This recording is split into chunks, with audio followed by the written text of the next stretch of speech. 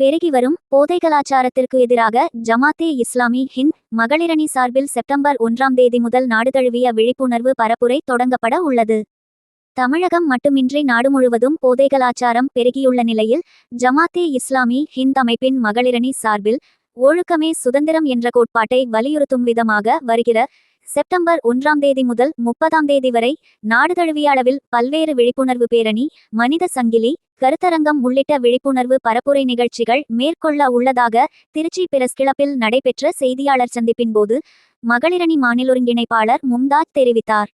இந்த செய்தியாளர் சந்திப்பின் போது மகளிரணி நிர்வாகிகள் பைரோஸ், பரக்கத் நிஷா மற்றும் ஜமாத்தே இஸ்லாமி ஹிந்த் மாநில செயலாளர் சிக்கந்தர், மக்கள் தொடர்பு செயலாளர் நவாஸ்கான் ஆகியோர் உடனிருந்தனர்.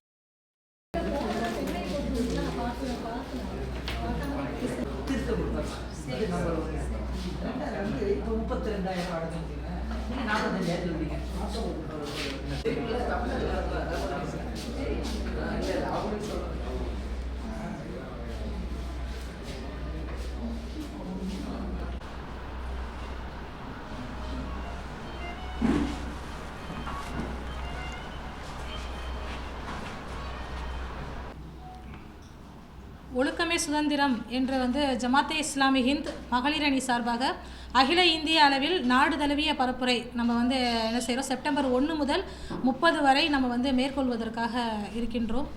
மது, போதை, ஆபாசம், தவறான உறவுகள் என இந்த பெரும் தீமைகளுக்கு எதிராக நம்ம என்ன செய்கிறோம், ஜமாத்தே இஸ்லாமி ஹிந்த் மகளிரணி இந்த பரப்புரையை முன்னெடுப்பதற்காக நம்ம முயற்சிகள் மேற்கொண்டிருக்கின்றது. மது போதை என்பது இன்றைக்கி பெருகி கொண்டே போவதை நம்ம பார்க்குறோம். குடி நோயாளிகளினுடைய நாடாக இன்றைக்கி இந்தியா மாறி வருகிறது. பள்ளி மாணவர்கள் தொடங்கி ஆண் பெண் என வேறுபாடின்றி மது அருந்தக்கூடிய அந்த நிகழ்ச்சிகளை நாம் பார்த்து கொண்டிருக்கின்றோம். இதனால் தீமைகள் பெருகிவிட்டன, நோய்கள் அதிகரித்து கொண்டே போகின்றது. விபத்து, கொலை, கொள்ளை, பாலியல் வன்புணர்வு என அனைத்து தீமைகளுக்கும் தாயாக இந்த மது என்பது இருந்து கொண்டிருக்கின்றது.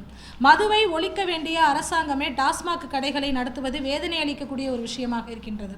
போதை நாட்டையே நாசப்படுத்திவிடும் என்பதால் போதை பொருட்கள் இல்லாத தமிழ்நாடு என்ற திட்டத்தை முதலமைச்சர் மு.க. ஸ்டாலின் அவர்கள் முன்னெடுத்துள்ளதை நாங்கள் வரவேற்கின்றோம். ஆகஸ்ட் 11ஆம் நாள் போதைக்கு எதிரான நாளாக அறிவித்து மாணவர்கள், பள்ளி, கல்லூரிகளில் விழிப்புணர்வை தமிழ்நாடு அரசு ஏற்படுத்தி வருவது பாராட்டுக்குரிய முயற்சிதான். அதே வேளையில் மதுவை தடை செய்யாமல் போதை இல்லா பாதை சாத்தியமில்லை என்பதை உணர்ந்து தமிழ்நாடு அரசு பூரண மதுவிலக்கை கொண்டு வர வேண்டும் என்று இந்த நேரத்தில் நாங்கள் வேண்டுகோள் வைக்கின்றோம். இன்று பெண்கள் வாழ தகுதியற்ற நாடாக இந்தியா மாறி வருகிறது. இந்தியாவினுடைய பெண்கள், இந்தியாவினுடைய மகள்கள் தொடர்ந்து சீரழிக்கப்படுகிறார்கள்.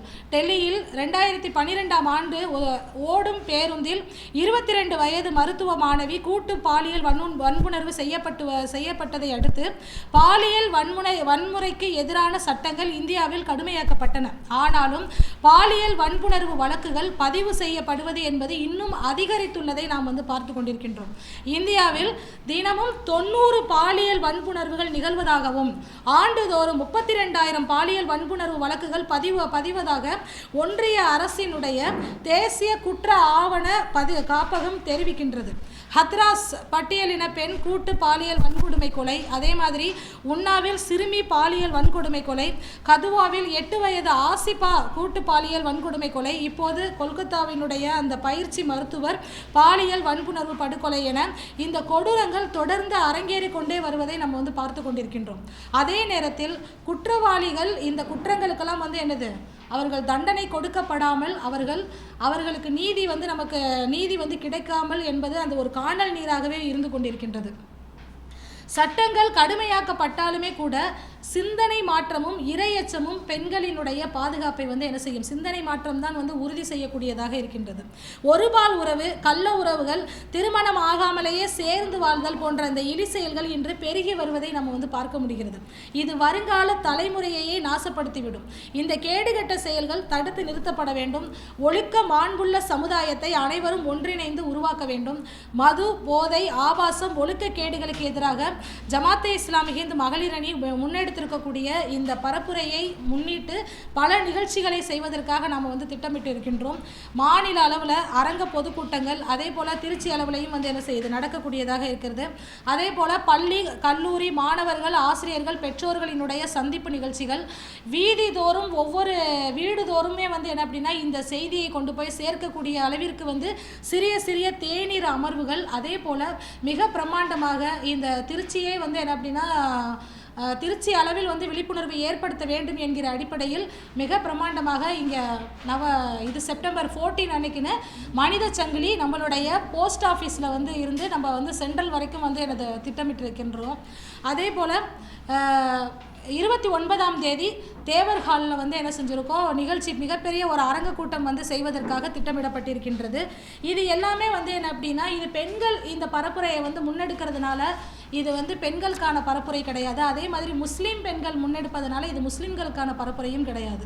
ஒட்டுமொத்தமாக மனித குலம் அனைத்தையுமே வந்து என்ன அப்படின்னா இந்த பரப்புரையின் வாயிலாக நம்ம வந்து அழைக்கக்கூடியவர்களாக இருக்கிறோம். நேர்மறை சிந்தனை கொண்டவர்கள் அனைவருமே வந்து என்ன அப்படின்னா இந்த பரப்புரையில் ஒன்றிணையக்கூடியவர்களாக இருக்க வேண்டும் என்று இந்த இடத்துல வந்து நாம் வந்து என்ன செய்கிறோம், நாம் வந்து வேண்டுகோள் விடுக்கின்றோம்.